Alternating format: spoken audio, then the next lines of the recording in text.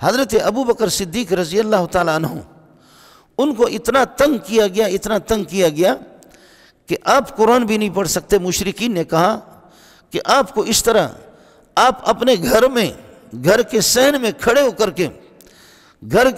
آپ کھڑے ہو کر کے اس طریقے پر قرآن پڑھتے ہیں، ہمارے بچے، ہمارے نوجوان نسل ہمارا اور ہماری عورتیں سن کر کے وہ آزمائش میں پڑتی ہے۔ آزمائش کا معنی مسلمان ہو جاتے ہیں۔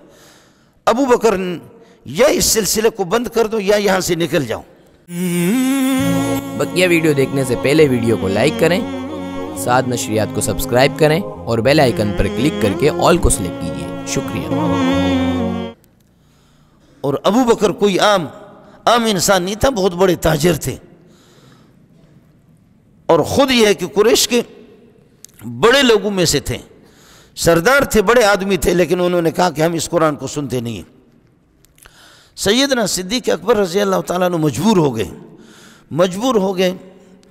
آخر یہ ہے کہ ایک دن یہاں سے یہ کہ نکلا، کئی دفعہ حضرت اقدس صلی اللہ علیہ وسلم سے کہا کہ حضرت مجھے قرآن پڑھنے کے لیے یہ لوگ چھوڑ نہیں رہے، آپ اجازت دے دیں۔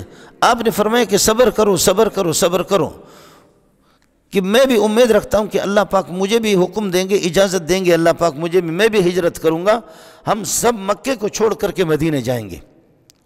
لیکن تاہم ابو بکر کو مجبور کیا گیا، تو حضرت کو اب تک وحی نہیں آئی تھی، اجازت نہیں ملی تھی کہ حضرت ابو بکر نکلا۔ ایک دن نکل گئے یہاں سے اور جا کر کے برق الغماد اور برق الغماد ایک جگہ، وہاں جب پہنچے تو ابن دغنہ، یہ بہت بڑے سردار تھے اور مشرک تھے ابن دغنہ، لیکن سلجھاؤ آدمی تھا، شریف تھا۔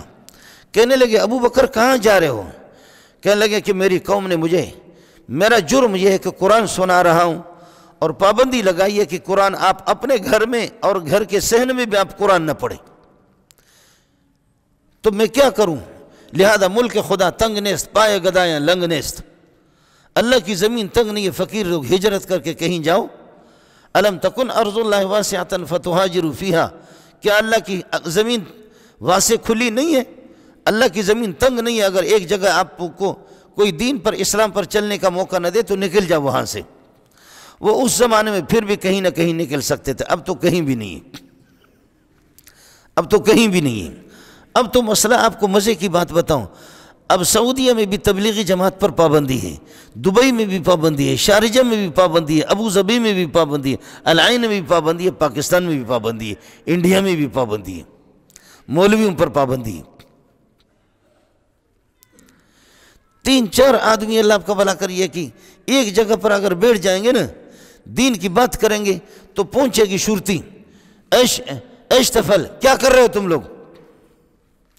بھئی اللہ رسول کی بات کر رہے ہیں، نہیں، اللہ رسول کی بات الگ الگ کرو، اس طرح یہ کہ اکٹھے ہونے کی اجازت نہیں۔ اب نہیں ہے، شارجہ کے اندر تبلیغی اجتماع ہوتا تھا ایک چھوٹی سی مسجد میں، اب اس پر بھی پابندی لگائی دبئی والوں نے، پابندی صرف ناچ گانا پر نہیں ہے، پابندی شراب نوشی پر نہیں ہے، اور پابندی رنڈیاں لا کر کے نچانے پر کوئی پابندی نہیں ہے، پابندی جتنے سینما گھر آپ بنائیں ان پہ کوئی پابندی نہیں ہے، پابندی یہ ہے کہ ڈکیتی پر بھی نہیں ہے، قتل و غارت پر بھی پابندی نہیں ہے۔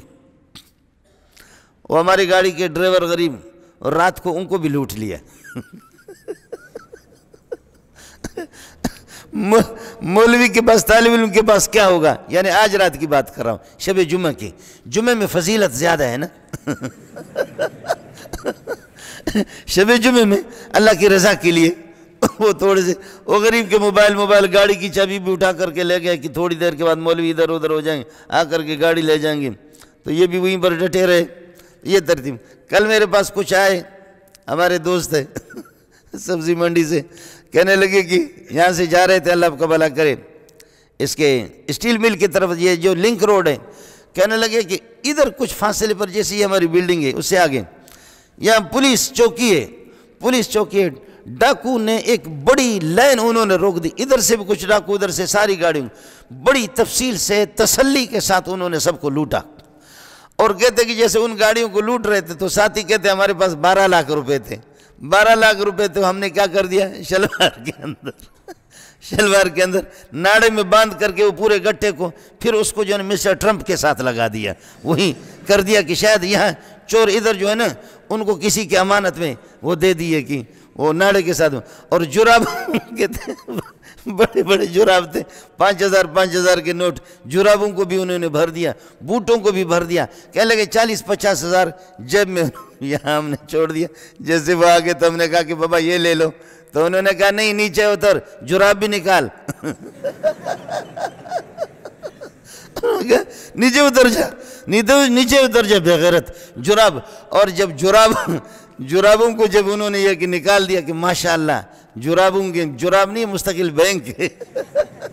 جرابوں کو دیکھ کر کے پھر انہوں نے کہا کہ صرف جراب نہیں، شلواروں میں بھی بہت کچھ ہوگا، جلدی نکالو، جلدی نکالو ورنہ شلوار تمہارے. انہوں نے کہا اللہ کے لیے ننگے نہ کرو، واقعتاً شلوار میں بہت کچھ ہے.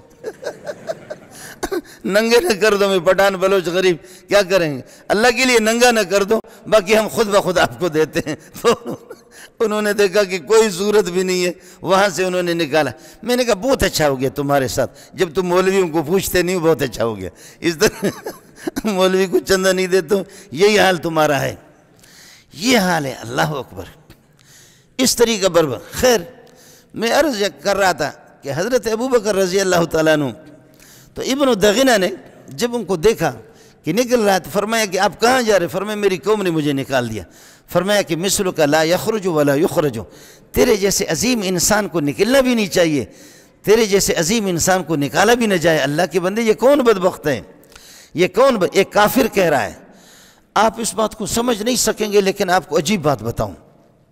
جہاں نبی کے صفات کو بیان کیا گیا، انک لتصل الرحم، اے نبی تو ایسا ہے صلہ رحمی کرتا ہے، توڑے ہوئے ٹوٹے ہوئے رشتوں کو بھی تو جوڑتا ہے. اور وَتُقْسِبُ الْمَعْدُومَ وَتَقْسِبُ الْمَعْدُومَ، جو مفلوق الحال ہے، جس کو کھانا پینا نہیں ملتا، ان کو بھی کمائی پر آپ لگاتے ہیں. اور ان کے وَتَحْمِلُ الْكَلَّ، اور نبی تو بوجھ اٹھاتا ہے، تحمل الکلہ بوجھ اٹھاتا ہے، قرض داروں کے قرضوں کے بوجھ اٹھا کر کے نبی ان کی طرف سے پیمنٹ کرتا ہے. دیکھتا ہے کہ کوئی مفلوق الحال ہے، اس کے پاس کچھ نہیں ہے. وَتَقْرِ الضَّيْفَ، اور تو مہمان نوازی کرتا ہے. وَتُعِينُ عَلَى نَوَائِبِ الْحَقِّ، ایمرجنسی حالات میں تو ہمیشہ کام آتا ہے.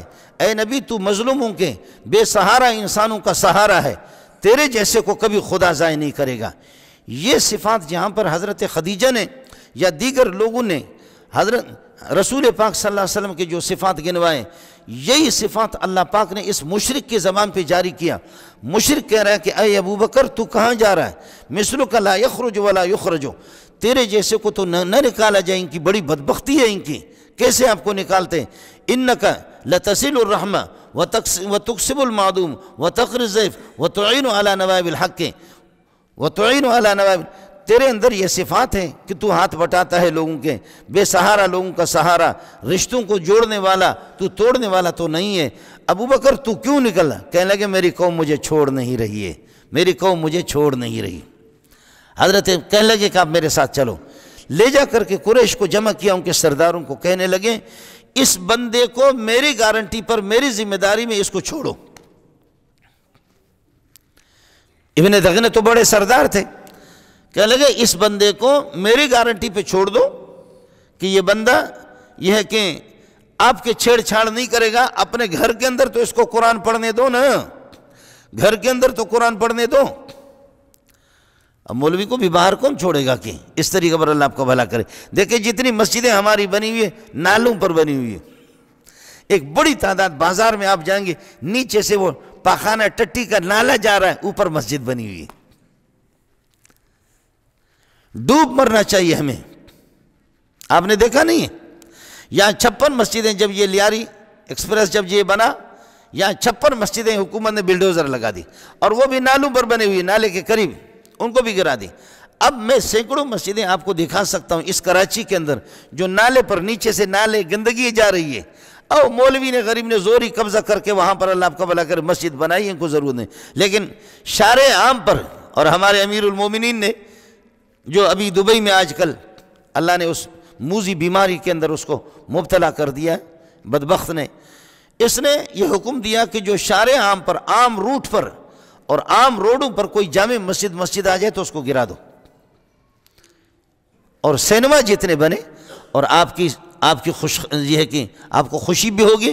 اب سعودیہ میں اس وقت 250-300 سے زائد سینما گھر بنے ہیں اور بن رہے ہیں۔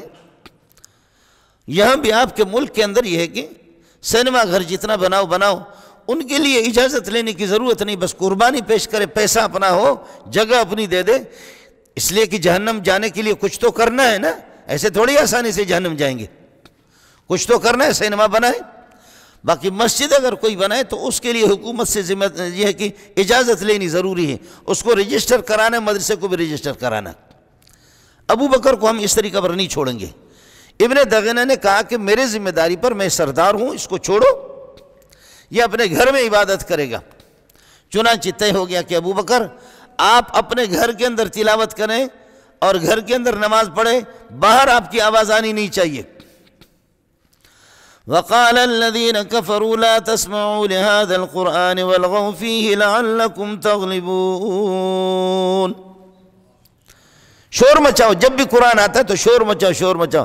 اگر قرآن کان میں پہنچا، قرآن کی آواز کان میں پہنچ گئی تو پھر کان تک محدود نہیں رہے گی، یہ آواز سینے پہ پہنچے گی، اور جب سینے پہ پہنچے گی تو سینہ بدل جائے گا، یہ کفر چھوڑ کر کے مسلمان ہو جائے گا۔ اسی وقت کی سیاست ہے۔ وقال الذين كفروا لا تسمعوا لهذا القرآن والغوا فيه لعلكم تغلبون۔ شور مچاؤ جی، ہر طریقے سے شور مچاؤ کہ قرآن سنو نہیں، ورنہ مسئلہ خراب ہے۔ حضرت ابو بکر کو لے گئے، انہوں نے کہا ٹھیک ہے، بس آپ کی پناہ میں، آپ کی گارنٹی میں ہم چھوڑ دیتے ہیں۔ ہے ابو بکر رات کو اٹھ کر کے روتا تھا، قرآن پڑھتا تھا۔ وکانا رجلا بکان، رونے والا آدمی تھا، اللہ سب کو رونے والا بنا دے۔ قرآن پڑھ کر کے روتا تھا، قرآن رات کو بھی اٹھ کر کے، دن کو بھی چاشت پڑھ رہے ہیں تو تب بھی یہ ہے کہ رو رہے ہیں نماز میں کھڑے ہو کر کے، چاہے زور سے قرات کر رہے یا آہستہ، تب بھی رو رہے ہیں کھڑے ہو کر کے۔ فَيَتَقَصَّفُ عَلَيْهِ نِسَاءُ الْمُشْرِكِينَ وَأَوْلَادُهُمْ وَأَبْنَاؤُهُمْ، مشرکین کی عورتیں، جوان سارے جمع ہوتے تھے۔ ارے بابا کیسے مزیدار کلام پڑھ رہا ہے، اور کیسے اس پر جمع ہوتے تھے۔ آخر کار انہوں نے کہا کہ یہ مسئلہ خراب ہے، لہذا ابن دغینہ کو بلایا، سردار کو آپ نے اس کی ذمہ داری لے لی، لیکن یہ کہ یہ دائرے میں نہیں رہ رہا۔ ابو بکر کو کہا کہ میں اتنا بڑا سردار ہوں، میں نے آپ کی ذمہ داری لی اللہ کے بندے، لیکن یہ ہے کہ آپ پھر بھی قرآن زور سے پڑھ رہے ہیں اور لوگ آ کر کے آپ کے دائیں بائیں، تو پھر یہ کر دو، اگر یہ کہ اس میری گارنٹی کو یہ لوگ توڑیں گے اور پھر یہ کریں گے تو میری بدنامی ہوگی، اس لیے اب بتاؤ کہ میری ذمہ داری میں، میری پناہ میں آپ رہ رہے ہیں، پاسداری کریں گے نہیں کریں گے، آہستہ آہستہ پڑھیں گے یا نہیں؟ ابو بکر نے کہا قرآن چھپانا مجھ سے ہو ہی نہیں سکتا، غیر اختیاری طور پر قرآن نکل جاتا، مجھ سے ہو ہی نہیں سکتا۔ تو پھر کہنے لگے کہ چلو میں بھی اعلان کر لیتا ہوں، آج کے بعد آپ میرے ذمہ میں نہیں ہے، میری پناہ میں نہیں ہے، میں آپ کی گارنٹی نہیں دیتا۔ فرمایا حضرت ابو بکر نے انی لارضی بجوار اللہ وذمتہ، میں اللہ کی پڑوس میں، اللہ کا پڑوسی ہوں، اللہ کے عہد میں، اللہ کی پناہ میں آ جاتا ہوں، چل تو مجھے چھوڑ۔ پھر حضرت اقدس صلی اللہ علیہ وسلم کے پاس گئے کہ حضرت مجھے بتا دو کہ کیا کروں، ہمارے لیے حالات اس قسم کے پیدا ہو گئے۔ فرمایا ابو بکر جلدی نہ کرو، ابو بکر جلدی نہ کرو، میں بھی امید رکھتا ہوں کہ اللہ مجھے اجازت دے دے۔ ایک دن اماں عائشہ فرماتی ہے اچانک دیکھا کہ ہمارے گھر پہ رسول پاک صلی اللہ علیہ وسلم آپ گرمی کے موقع پر آ گئے۔ حضرت ابو بکر باہر نکلے، فرمایا کہ مجھے حکم ہوا، مجھے اجازت مل گئی ہے کہ اب مدینہ جانا ہے ہمیں۔ تو حضرت ابو بکر نے فرمایا الصحبت یا رسول اللہ اترید الصحبت، میری رفاقت کو آپ چاہتے ہیں؟ تو میں آپ کے فرمایا کہ ہاں آپ کی رفاقت کو۔ فرمایا کیا تیاری ہے؟ فرمایا کہ 2 اونٹنیاں تیار کر کے میں نے 2 سواری میں ان کو ببول کے پتے کھلا کر کے، گھاس کھلا کر کے ان کو میں نے تیار کیا ہوا۔ پھر انہوں نے یہ کر کے ایک غلام کو اور اس طریقے پر چند لوگوں کو بتایا غار ثور میں، وہاں سے یہ کہ آپ ہمارے اونٹوں کو لائیں گے، یہ ساحل بحر سے نکل کر کے مدینہ ہجرت کی۔ جب مدینہ میں جب آپ پہنچے تو مدینہ والوں کو پتہ تھا پیارا محمد آ رہا ہے اور صدیق بھی آ رہا ہے۔ مدینہ والے استقبال کے لیے پہلے سے انہوں نے راستہ ہموار کیا تھا۔ ہے طلع البدر علینا من ثنیۃ الوداع وجب الشکر علینا ما دعا للہ داعی، طلع البدر ہے یہ جو گھاٹی ہے، اللہ اس گھاٹی پہ آپ کو لے جائے مدینے پہ، مدینے والے استقبال کے لیے نکلے کہ اس گھاٹی سے آج سورج طلوع ہو گیا، قربان کرو اس سورج کو، یہ کیا ہے؟ وہ آمنہ کا سورج تھا، محمد رسول اللہ صلی اللہ علیہ وسلم۔ اب مدینے والے آپس میں لڑ رہے ہیں، ہر ایک کہتا ہے کہ محمد میرا صلی اللہ علیہ وسلم، محمد میرا مہمان بنے گا، میرا مہمان بنے گا، میرا مہمان بنے گا۔ آپ اپنی اونٹنی پر سوار ہیں، فرمایا کہ چھوڑو میری اونٹنی کو، چھوڑو، یہ اونٹنی جس کے گھر پہ جا کر کے بیٹھ جائے میں اسی کا مہمان ہوں، وہی میرے میزبان ہے۔ اونٹنی جہاں جس کے گھر پہ جا کر کے بیٹھ جائے بس اسی پہ۔ اب ہر ایک دعائیں کر رہے کہ یا اللہ اونٹنی کے دل میں ڈال دے کہ میرے گھر آ جائے، یا اللہ میری اونٹنی میرے گھر پہ آ جائے، میرے گھر پہ آ جائے۔ اچانک دیکھا ہے حضرت ابو ایوب انصاری رضی اللہ تعالیٰ عنہ، ان کے گھر کے صحن میں جا کر کے محمد رسول اللہ کی اونٹنی بیٹھ گئی۔ کیا کہنا ہے ابو ایوب انصاری کا؟ ابو ایوب انصاری رضی اللہ تعالیٰ عنہ، انہوں نے گھر کے 2 منزل تھے، کچے منزل، نچلے والی منزل اپنے لیے رکھی۔ نچلے والی منزل یہ ہے کہ آپ نے یہ کہ اپنے لیے رکھی نہیں، بلکہ یہ ہے کہ اوپر والی منزل اپنے لیے، نیچے والی منزل محمد رسول اللہ صلی اللہ علیہ وسلم نے پسند کیا۔ اب ذرا یہ بھی سننے کی چیز ہے، نیچے والی منزل میں رسول پاک صلی اللہ علیہ وسلم، اوپر والی منزل میں ابو ایوب انصاری۔ پہلی رات خوب کھلایا پلایا اور مہمانی کی۔ عشاء کے بعد ابو ایوب انصاری آ کر کے سو گئے، دائیں کروٹ پہ بائیں کروٹ پہ دائیں۔ ذہن میں آئے گا اے ابو ایوب تیرا کیا ہوگا، تیرا کیا ہوگا کہ تو اوپر والی منزل پہ محمد رسول اللہ نیچے؟ تیرے ایمان کا کیا ہوگا؟ تو کہیں بے ایمان تو نہیں بنا؟ تڑپتے رہے۔ اب یہ ہمت بھی نہیں ہو رہی ہے جا کر کے رسول پاک صلی اللہ علیہ وسلم کو جگائے، ہمت بھی نہیں ہو رہی، نیند بھی نہیں آ رہی ہے۔ صبح ہو گئی، رسول پاک صلی اللہ علیہ وسلم کے سامنے رو رو کر کے آنے لگے کہ حضرت یہ گستاخی مجھ پہ معاف کر دینا، بڑی گستاخی کی۔ فرمایا کیا گستاخی؟ فرمایا کہ یا رسول اللہ ہم اوپر اور آپ نیچے، کیا ہوگا میرے بچوں کا، میرے گھر والوں کا کیا ہوگا، میرا کیا ہوگا، میرے ایمان کا؟ آپ نے فرمایا کہ میں نے خود پسند کیا، نیچے منزل کو میں نے خود پسند کیا۔ آپ کو معلوم نہیں ہے کہ کل میں نے آپ سے کہا تھا کہ میرے لیے آسانی نیچے والی منزل میں، اللہ کے بندے میں نے خود پسند کیا ہے، اس میں آپ کا مسئلہ نہیں ہے، یہ میری اجازت سے۔ فرمایا کائنات میں محمد سب کے احسانات کا بدلہ دے چکا ہوں، لیکن ابو بکر کا بدلہ میں نے نہیں دیا۔ ابو بکر کے اتنے احسانات مجھ پر ہے کہ میں محمد ابو بکر رضی اللہ تعالیٰ عنہ کا بدلہ نہیں دے چکا۔ علماء اکرام کے نیو بیانات سننے کے لیے آپ ہمارے فیس بک پیج کو لائک کریں اور ہمارے یوٹیوب چینل کو سبسکرائب کر کے بیل آئیکن پر کلک کیجیے۔ اپنی نیک دعاؤں اور تمناؤں میں ادارہ سعد نشریات کو یاد رکھیں۔ شکریہ۔ علماء حق کی آواز، سعد نشریات۔